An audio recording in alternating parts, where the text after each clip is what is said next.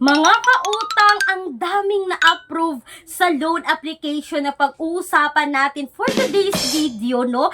3,000 to 5,000 agad yung pinapautang dito kahit kayo ay first-time loaner. At mga kautang, legit talaga na ang daming na-approve dito dahil ang daming nagbibigay ng recent comment ng mga borrowers dito na na-approve talaga sila. At sa 3,000 mga kautang, babayaran mo raw ng 3,072 pesos. So, ang baba lang ng interest. At sa 5,000 mga kautang, babayaran mo raw ng 5,120 pesos. At hindi lang yan mga kautang dahil hindi po auto-reject yung application na to dahil auto-disburse siya mga kautang. Hindi mo lang mamalaya na na-approve ka na at pumasok na yung pera sa GCash account ninyo.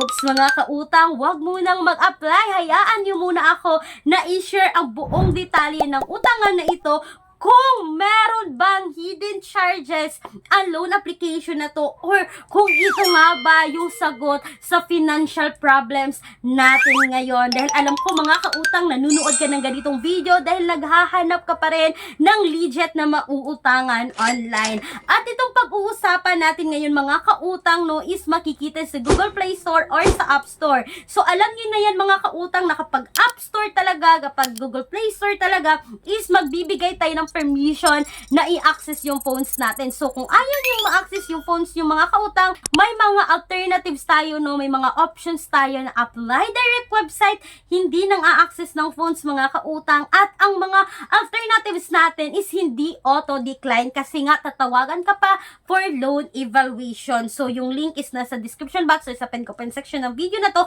But, hindi ko sinasabi na utangan nyo talaga. Please do a research pa rin mga kautang sa kahit anumang utangan online. So, eto na nga mga kautang, excited ako ngayon na pag-uusapan natin itong si Cash Mabilis Cash Loan App mga kautang na under po ng Microdot Lending Corporation. No? Itong si Cash Mabilis Cash Loan App is nakasec registered but hindi submitting entities at hindi po accessing entities sa CIC mga kautang. No? Kaya, sabi nung isang commenter mga kautang nung April 19, 2025, sabi niya, not recommended.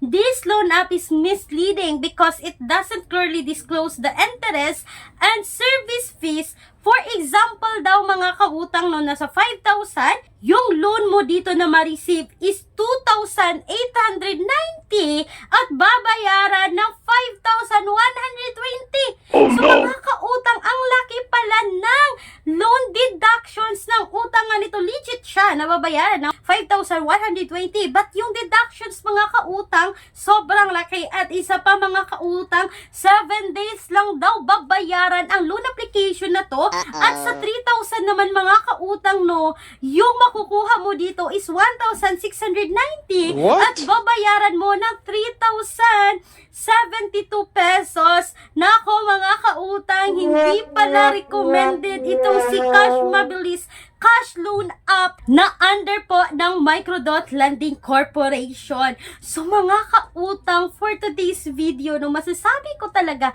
na ang dami na nagsilabasan ngayon sa mga Google Play Store or sa App Store na hindi naman recommended kasi ang lalaki ng mga deductions. So ito pa mga kautang, comment po nung April 10, 2025, sabi niya dito mga kautang, not good lending app. Nag-apply din siya ng 5,000 but yung na-receive niya dito is 2,850 mga kautang at babayaran niya po ng 7 days. So legit talaga yung mga nag-comment dito no na 7 days lang itong application na to. So mga kautang, sabi pa ng isang commenter nung April 14, 2025, sabi niya hindi niya kinontinue yung withdrawal dito mga kautang but nagulat na lang siya no kasi automatic na pumasok yung pera sa account yung mga kautang no na kapag kayo pala dito ay approve sa kanilang evaluation mga kautang, automatic na i-disburse nila yung pera sa account ninyo no. Hindi kayo mabibigyan ng permission kung kayo po ba ay approve or decline dito. basta-bastang papasok na lang siya mga kautang.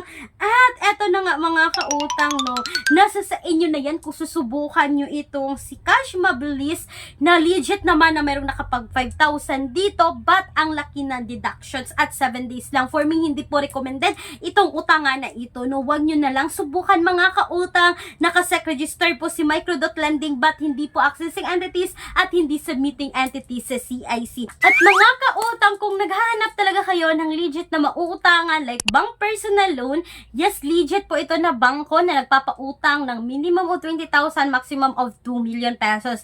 At mga kautang, since bangko po ito, meron talagang mga qualifications and requirements para kayo po ay makapag-apply dito.